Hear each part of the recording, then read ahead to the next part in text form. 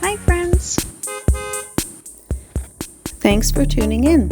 If you like this video, please give it a like, comment below, and take a moment to subscribe to our channel. Laval-des-Rapides is a vibrant and historically rich district of Laval, Quebec. Laval is located on Ile Jésus, just north of Montreal, separated by the Rivière des Prairies. Laval-des-Rapides is one of Laval's central neighborhoods, known for its urban feel and strong connection to both nature and history. Historically, the island was originally inhabited by the Mohawk people. In 1636, it became a French Jesuit mission, after being granted as a seigneury. The island was later named Ile Jésus, reflecting its ties to the Jesuit ownership. Laval-des-Rapides, specifically, saw its first wave of development in the early 20th century, and was incorporated as a municipality in 1912, before becoming part of the larger city of Laval in 1965. Today, Laval-des-Rapides is known for its lively atmosphere and accessibility. It's home to the Montmorency Metro Station, the main gateway connecting Laval to Montreal.